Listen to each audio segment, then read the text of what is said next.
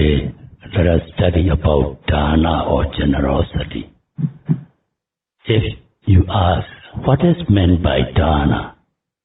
It may be defined as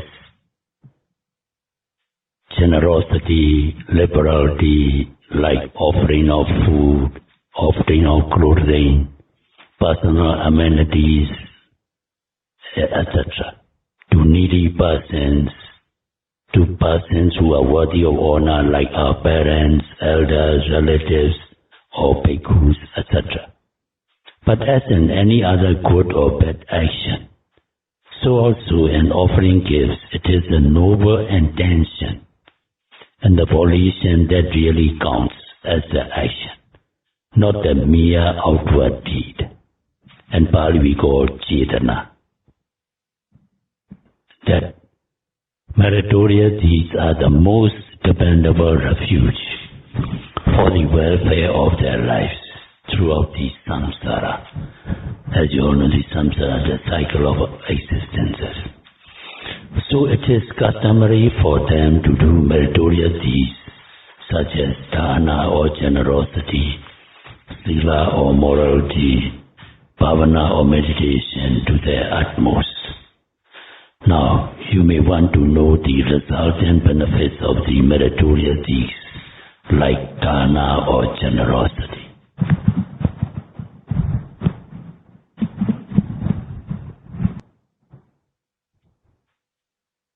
Now, let us try and understand the Lord Buddha's admonishment on the 6 kinds of Dāna or generosity and their resultant benefits as described in Samyutta Nikaya of Pali text.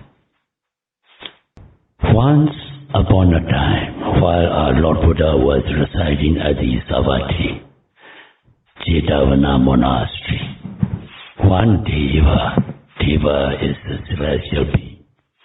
He approached our Lord Buddha at midnight. He most humbly paid obeisance and inquired. 1. He said, what to offer so that it may amount to offering of vitality and strength? 2. What to offer so that it may amount to offering of pleasant appearances? Deva said, what to offer so that it may amount to offering of happiness and comfort? 4. What to offer so that it may amount to offering of the eyes, meaning visual capacity?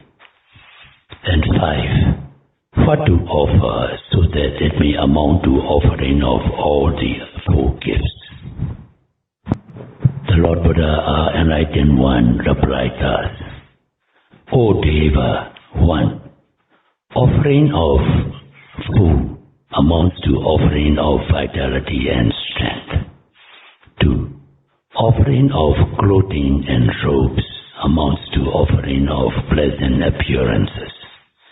And 3. Offering of vehicles and conveyance amounts to offering of happiness and comfort. Then number 4. Offering of light, as of candles, lamps, electrical energy, etc. It amounts to offering of eyes, that is visual capacity. Then number 5. Offering of dwellings, lodgings, rest houses and monastic buildings amounts to offering of all the 4 gifts. Offering of Dhamma by preaching, admonishing or distributing and propagating scriptures, doctrinal books, etc. amounts to offering of Nibbana bliss, deliverance from all sufferings. These are the 6 kinds of Dāna or generosity and their 6 corresponding resultant benefits, explained the Lord Buddha. Now let us try and understand one by one in more detail. The first one, food Dāna or food generosity.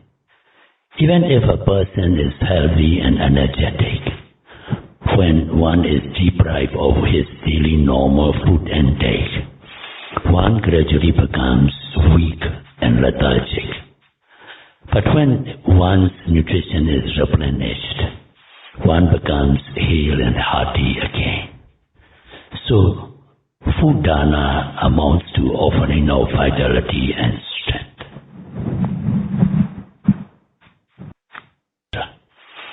Though a person may have good looks, if one's clothing or dresses are dirty, worn out and ragged, one's appearance will not be very presentable. But when one is adorned with neat and tidy dress, one's appearances become pleasant and amiable. So, offering of clothing or robes, etc., amounts to offering of pleasant appearances. The number 3, offering of vehicles and conveyances, etc. Offering of vehicles, conveyances, and various means of traveling and communications like motor cars, railways, boats, steamers, aeroplanes, slippers, shoes, umbrellas, etc., and contribution or maintenance of roads, bridges, etc., all best out the travelers to reach their destinations with comfort, ease, and security. Thus, offering of vehicles and conveyances amounts to offering of comfort and happiness. The number 4, offering of light.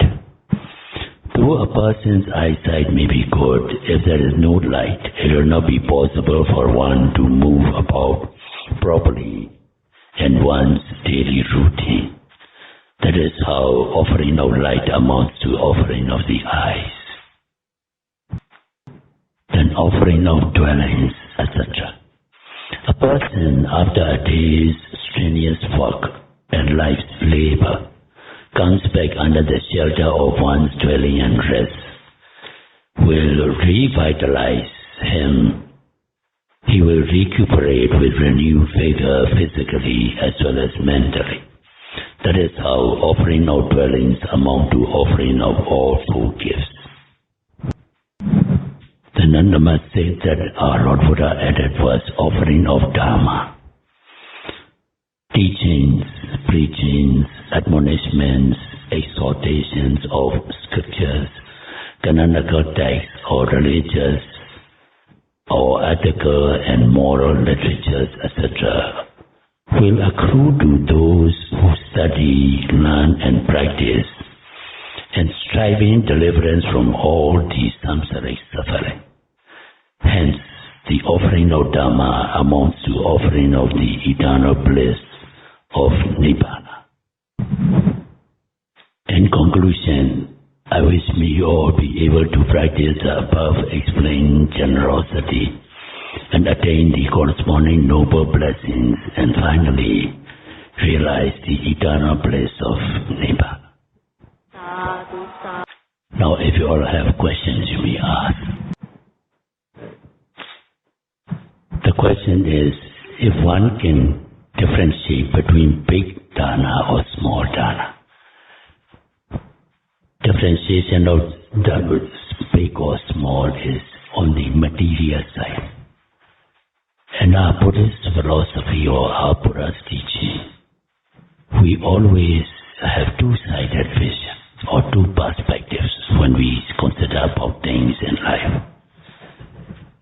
Spiritual value and material value. That's how in the world there are two perspectives exist.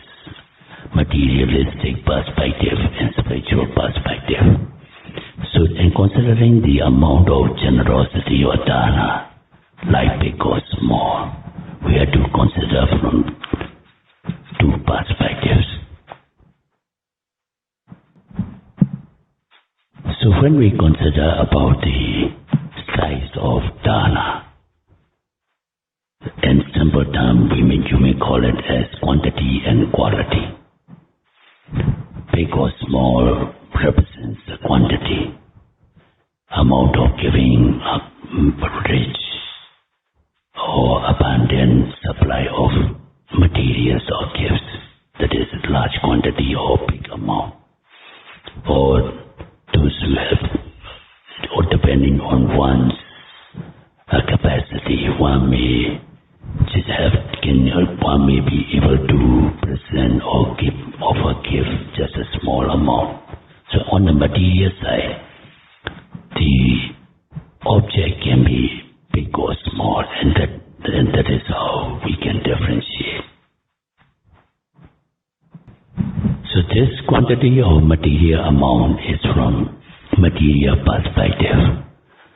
But as I just now explained, in our Buddhist thought, we emphasize more on the spiritual perspective. From the spiritual perspective, it is the most important factor in any deed or action, because our philosophy is based solely on karma, action and the result, cause and effect, or condition relations.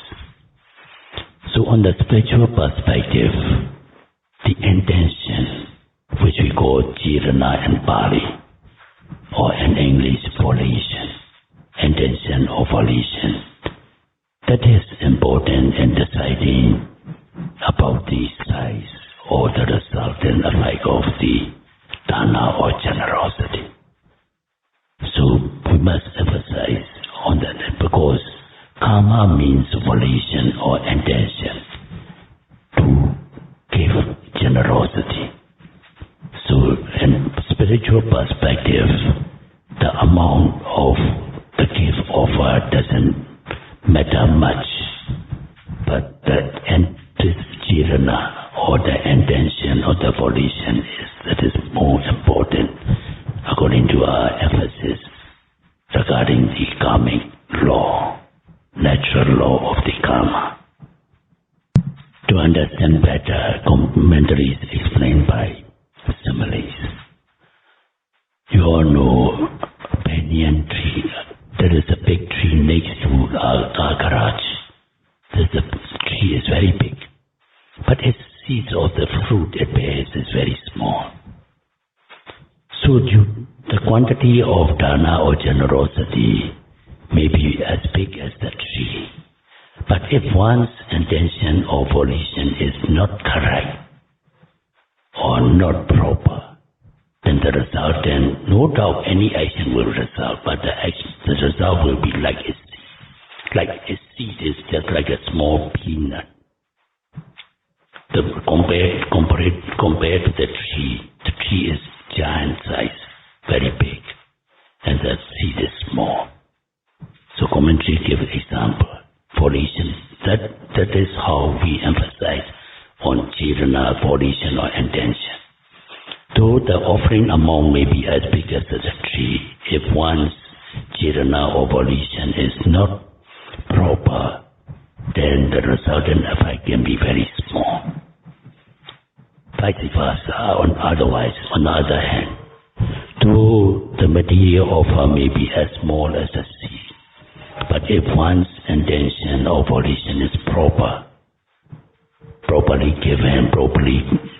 given gift, can bear fruit like that tree. So just you can understand, though we can differentiate among big and small, the more emphasis is on the spiritual perspective of intention or volition, which we call in Pali jirana. Because jirana, Buddha said, Bhikkhve jirana kama hang vandami. Jirana means karma. Karma means your action. Volition or action. Your volition that is the cause. Outside appearance of the amount of the material offer is not so important, lesser important.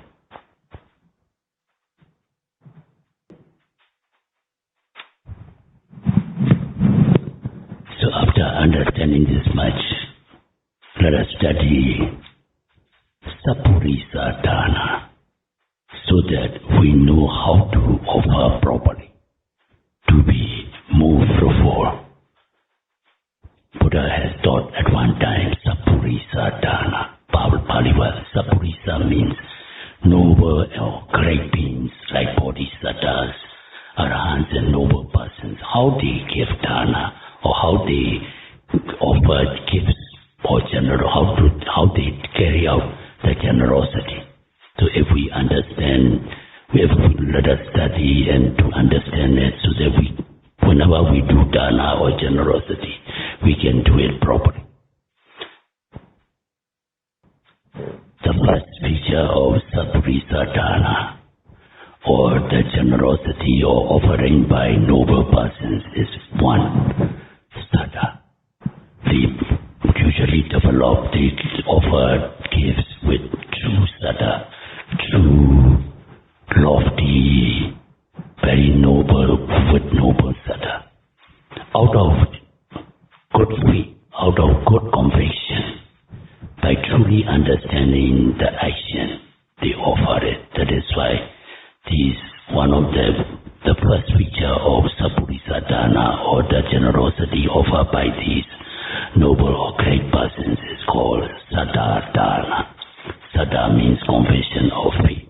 Confession of faith is not just a blind faith. The faith that is born out of understanding, with wisdom. They usually give that way. Because when they give, they always reflect in their mind. They understand the law of karma, action and result. Good deeds, good begets good, bad begets bad. Good deeds will bear good fruit, bad deeds will bear bad fruit. They understand that. And when they offer to their parents or teachers, they always think of their good qualities, noble qualities of parents, teachers, or persons, and they give that way. So the first feature of Saburisa Dāna is Sayādaw.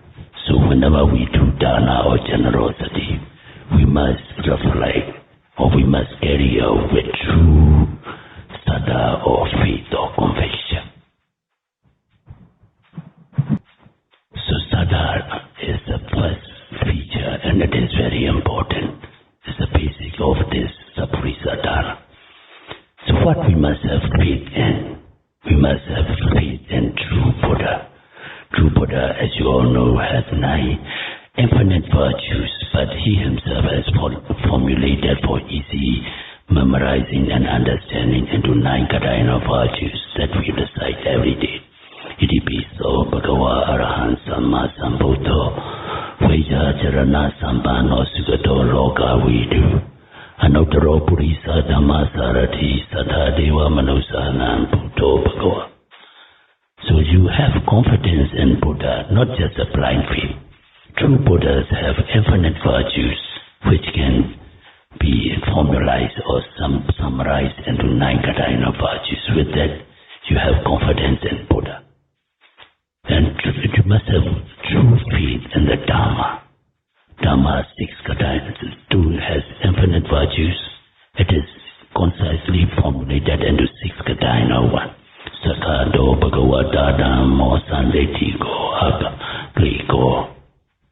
So also the Sangha. Sangha has 2 infinite virtues, and Buddha himself formalized into 9 Kadayana virtues for the Sangha, beginning with Supatipano Bhagavato Savaka Sangha. So having true faith or compassion with this understanding of virtues and attributes, that is having faith or Sada and Buddha Dhamma Sangha. And another faith we need to develop is Kama Sagata Samadhi, having correct view or having faith and action and the result of Kama and Vipaka. So if you have true faith in this Kama Sagata Samadhi and the Kama and action, Kama and Vipaka, or action and the result.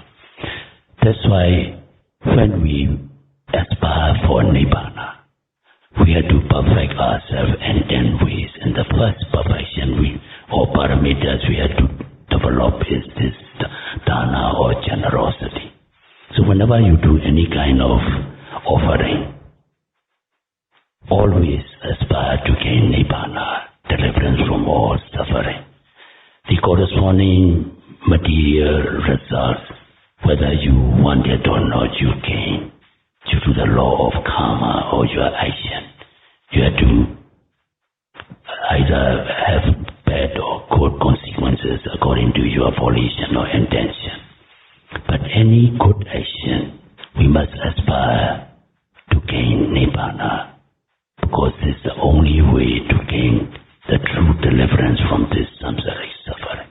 So if you do generosity or offering of gifts with true faith, means having faith in the true Buddha, true Dhamma, true Sangha, and believing in karma, and you aspire for Nibbana. That is how these great beings like bodhisattvas and noble persons, they do generosity. So always do it with true faith or saddha. Then the second feature of Sappurisa Dāna, or the noble way of offering gifts or generosity, is Sakkaja Dāna. Sakkaja. Sakkaja means reverence, respect. So when you do generosity or when you offer something to somebody, always do it with respect and reverence. Respectfully and reverence. That is how these noble and great persons do generosity. Sakkaja Dāna. The first one is Saddha Dāna, with true faith or conviction. And the second feature of Sappurisa Dāna is Sakkaja Dāna. Sakkaja means respectfully, reveringly, they give they always offer gifts.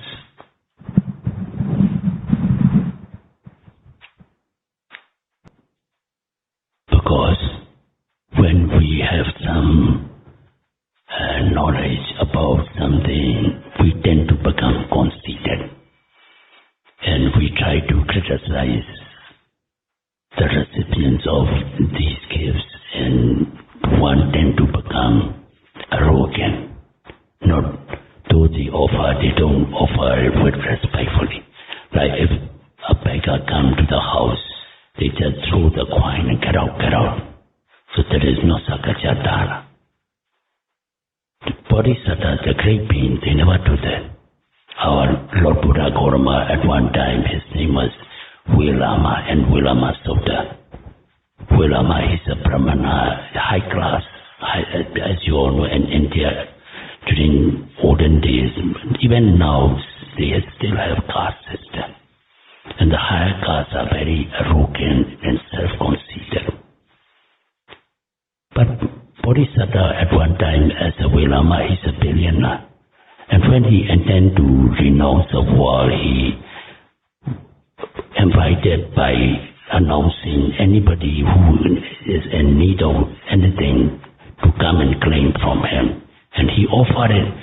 At that time, there are no noble persons. All the recipients are drunkards, crooks, and all kinds of rowdy, improper persons. But in his mind, he keeps on his path to be pure. Oh, these people, because they come and receive my offering, I can do this meritorious deeds of offering. And he even thanked them. And he paid respectfully, he offered it. He took out it's a sign in our Asian etiquette is we take out the shoes or slippers, bow down and offer with two hands. Because he aspires to gain this Buddhahood. And that is how these noble persons do it. So, if you don't want to give, don't give. But if you give properly like these noble beings. Give respectfully. Here is a good practice. You may see in the dining hall when they offer, they kneel down. They are kneeling down. You are making yourself humble. You are suppressing your mana or conceit. It is a great act, very noble act. So that is how they give these noble persons. That is the second feature of Sakkaja Dāna.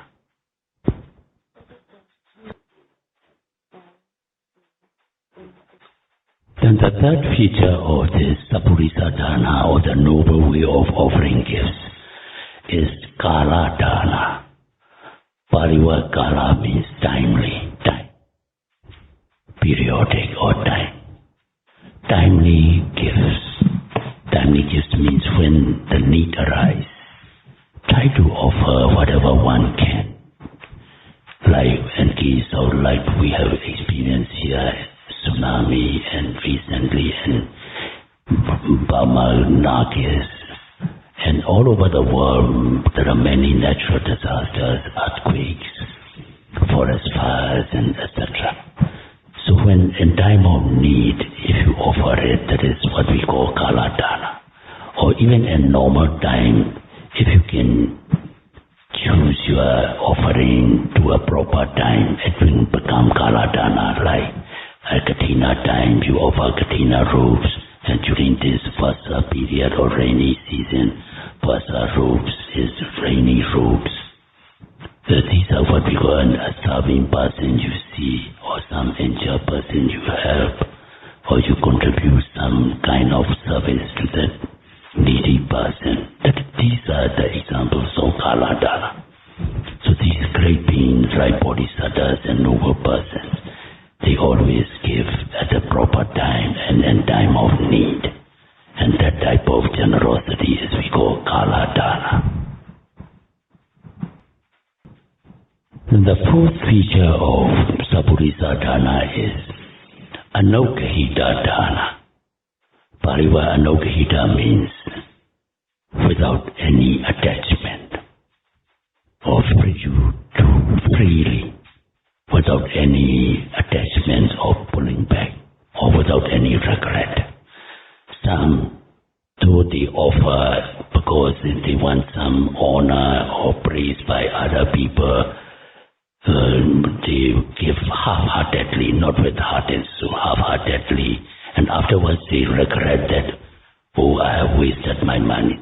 And there are recorded cases in the Pali Canon also, such cases.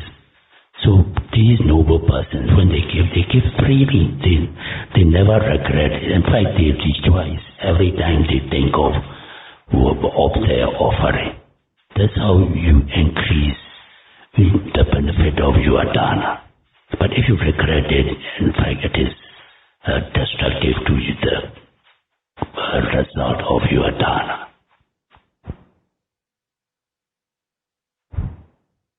Just to understand this, Anokhita Dāna, the feature of Anokhita.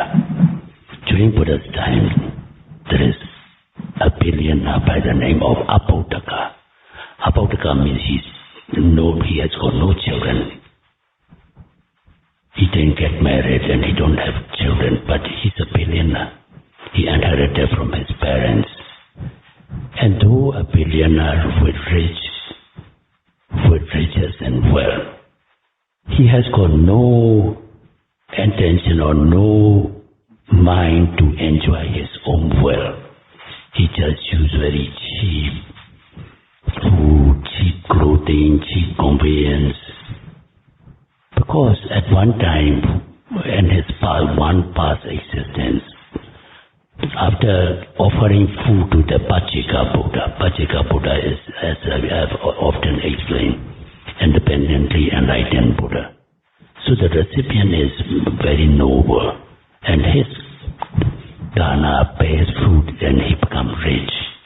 But due to this lacking of this Anokhita Dāna, he cannot enjoy his wealth.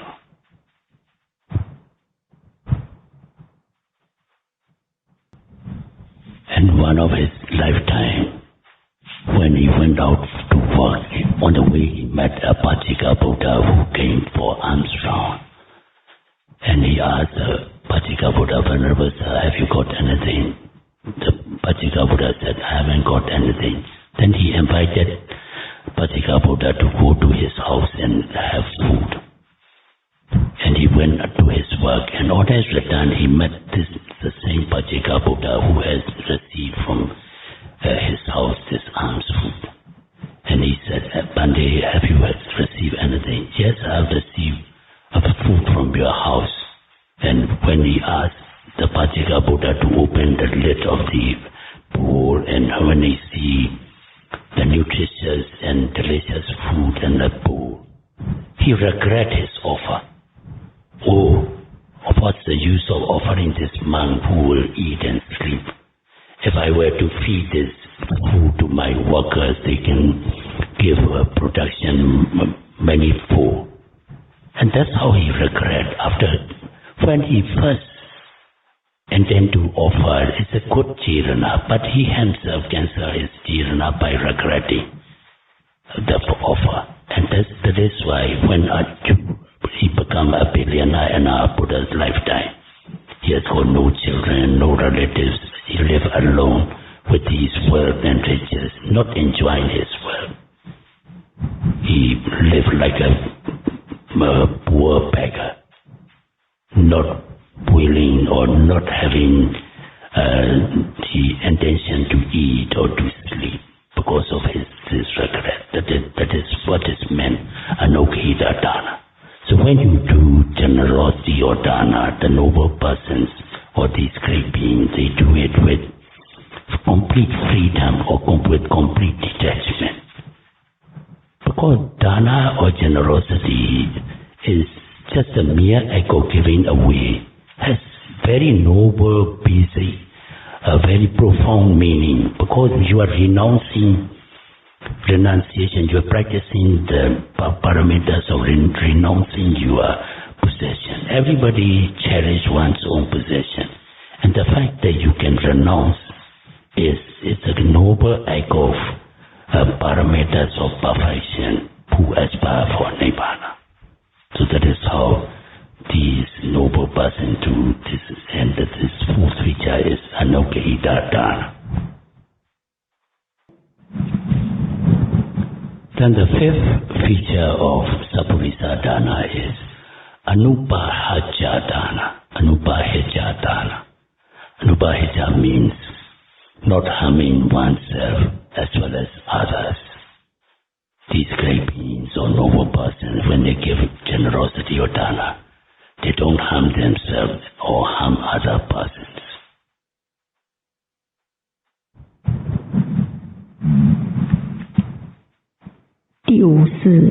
在做布施的时候，必须有 Anupahajja， 就是在做布施时候不会伤害自己，也不会伤害他人。Then what is meant by harming yourself or harming others? Some people, they give Dāna harming to oneself. How?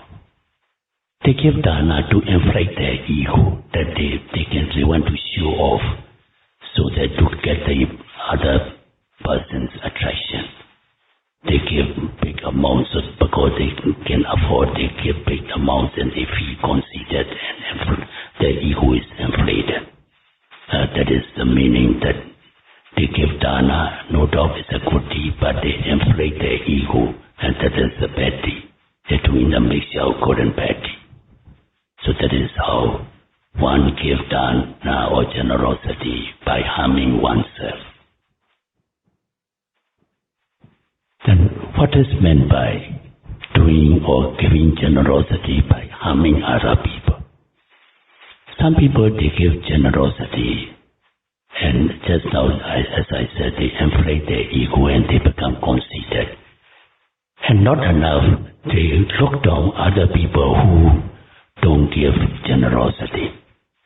That is, other person's life, they are their own lookout. They may have their own reasons that they may not be afford to give, or they may not have strong sadhana to give. Never mind what other people can do or cannot do. It concerns nobody. One should be careful of one's life. But instead, they just look down sincere, oh, these people are miserly, and they are naked. They never give anything to anybody. If you can give, you give. It's a good deed.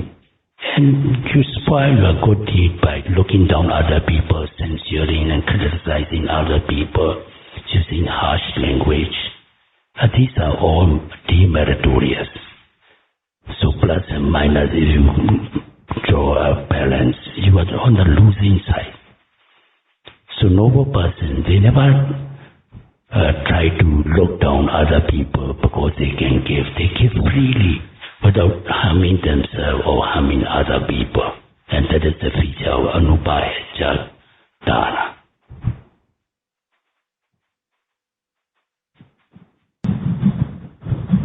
In life, our riches and wealth can be destroyed by 5 enemies. One is fire, that we always see or heard in the news, that some houses or some factories or some wealth are destroyed by fire. And the second enemy is war, due to floods, due to heavy rains, destruction of their property and wealth by war. Second enemy.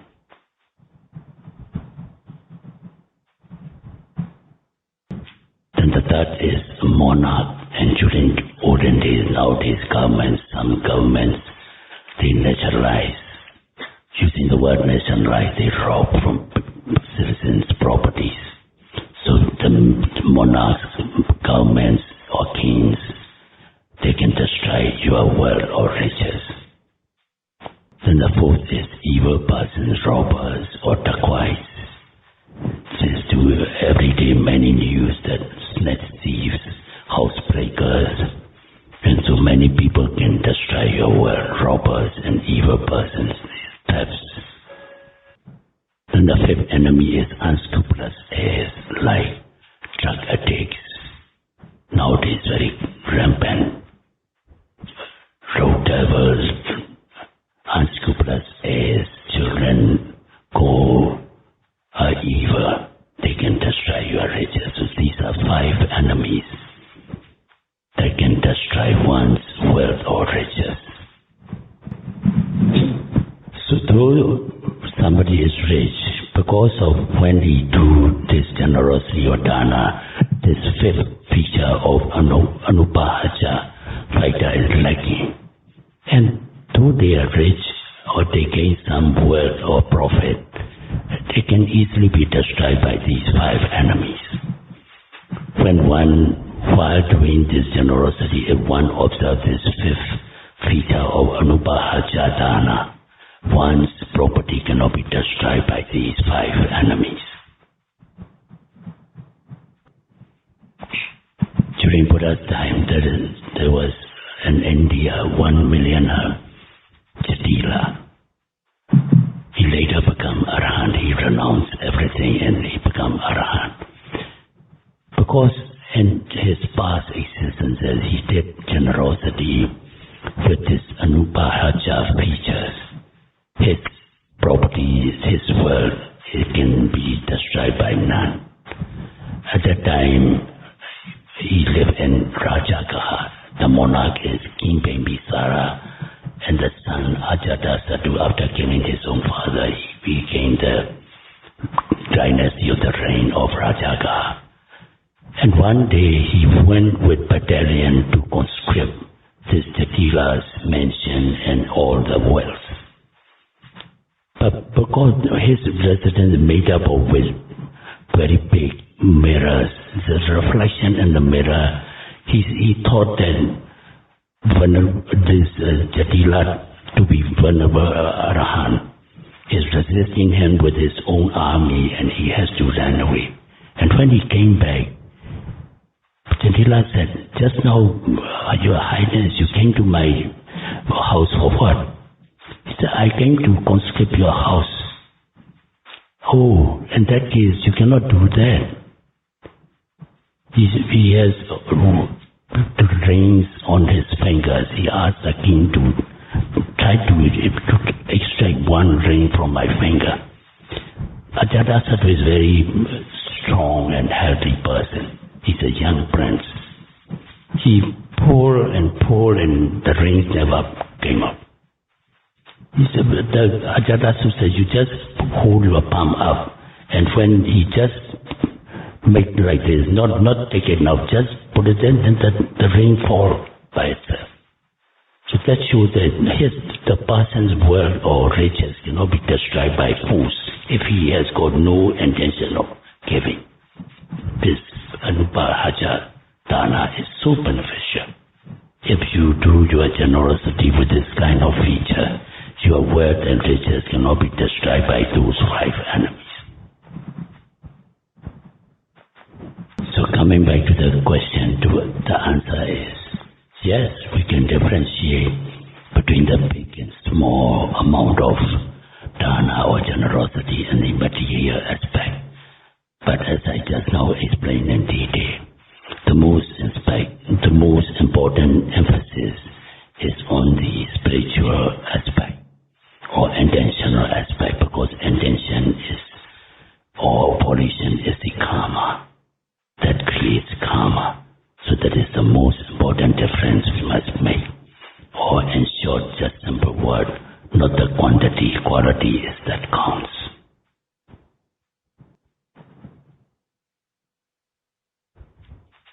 If no more question, the written question I receive is, how often should we practice meditation? Every day or every week?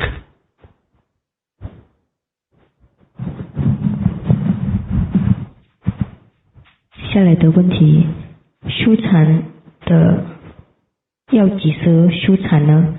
是不是每天或每个礼拜修禅？ I've given often this answer. We don't pass a day without eating or sleeping. So we should not pass a day without meditation. Meaning, every day or every time whenever possible and wherever possible. Because eating and sleeping is for the benefit of this life only. And that we are doing every day. Not only one time, many times a day. So also we must meditate. Meditate doesn't mean that you go and seriously sit upright, silently or quietly in a corner. If you can keep mindful awareness of your activities. Here you all are given 3 instructions: sitting session, walking session and daily activities. So if daily activity mindfulness can be maintained or awareness can be maintained, that is meditation. Especially this vipassana or insight meditation means developing mindfulness. If you can be mindful of your activities throughout the day, from the moment you wake up until you fall asleep, that is the greatest meditation you are achieving.